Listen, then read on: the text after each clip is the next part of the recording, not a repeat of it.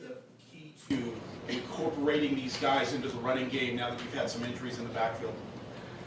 Some of these guys have been with us, since training camp. Obviously, a couple new guys. One of them, has been here a while. One of them's brand new or has been here before. So just continue to try to get better as a unit. I think, they're going to do everything they possibly can to play at a high level on Sunday, and excited about the opportunities that all of them have.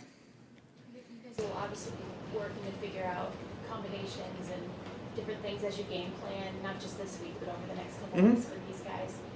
In the short term, in the early parts, is it maybe, do you guys opt to lean toward experienced people who have been here since training camp? That's what the week is for. I think we kind of put the game plan in, with things in mind, with players in mind, but at the same time, let those guys go out and compete for carries, and I leave that kind of stuff up to the coaches. They watch the tape, they figure out, who they're most comfortable with going in there, and then we'll go and play. What are your kind of recollections of playing with Darrell? Really talented player, was obviously a part of a special season for us here when I was here back in 21, and just a really good player, can kind of do it all. First down, second down, third down, caught the ball out of the backfield well, ran it between the tackles well outside. I think a talented player that I'm happy to have back. When you have either an experienced guy or someone who's new to the system in the backfield there with you, does that change at all how you communicate in the huddle or in the backfield pre-snap? Sometimes, sometimes not. A lot of the time, everybody's super dialed in, and then other times there's unique things. I think even back to the last game, Zach's first play is this really intricate kind of motion that he's got, and it's like, all right, you gotta get out there a little bit, and just so I spend a little extra time talking about that. I didn't get that rep in practice, and those kind of things. But other times, we just go play ball. Hey Matthew, I'm just curious. Sean is having his first child.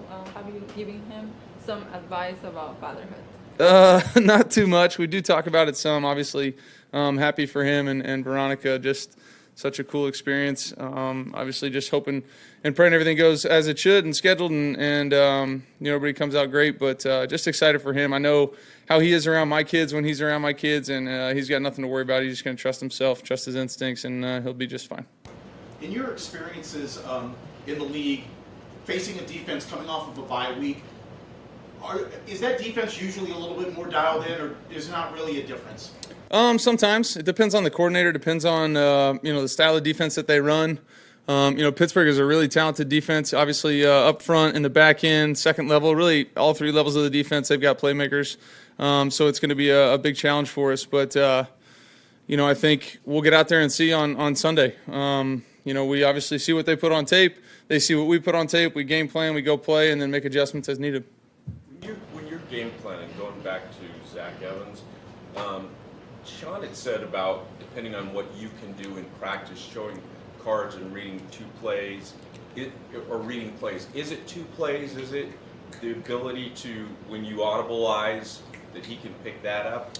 It's all of it. I think the biggest thing is everybody gains experience and gains trust through repetition and success. I think the more times you do it as a player individually, whether you're a young guy, an old guy, and you do it with success, the more confidence you get, the more trust you gain in your teammates, yourself, coaches gain in you, all that.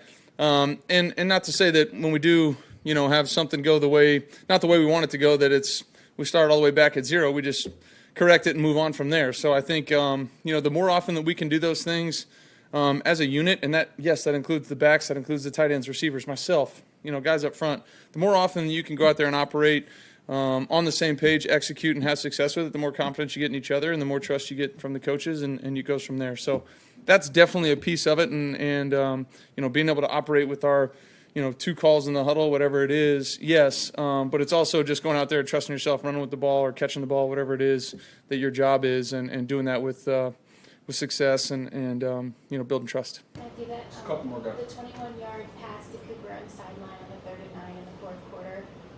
When you went back and watched the tape on that, Sorry. I moved on. My fault. Keep going. Yes. What did he do technically on that it seemed like a high degree of difficulty? Yeah, that was a tough one, but we got it done. No, I love that we jumped the ball there, and he ran a great route. Obviously, did a nice job at the top, kind of doubling up the defender.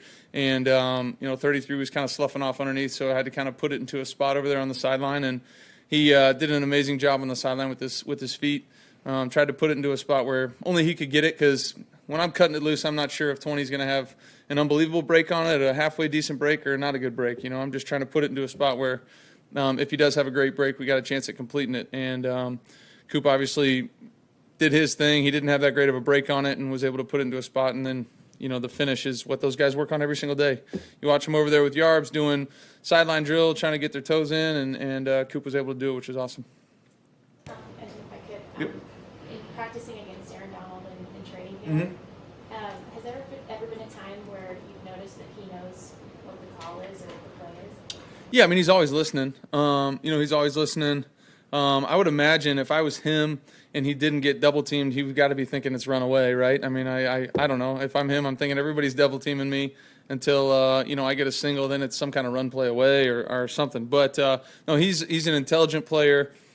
He's hearing our calls. We had a situation. He was trying to move away from the point.